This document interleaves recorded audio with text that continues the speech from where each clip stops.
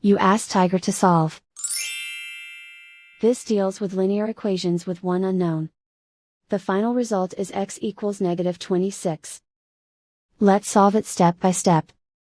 Group all constants on the right side of the equation. Add 5 to both sides. Simplify the arithmetic.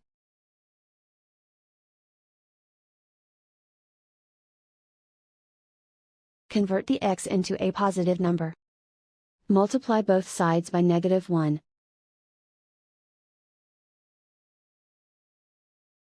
Remove the ones. Simplify the arithmetic. And so the final result is x equals -26.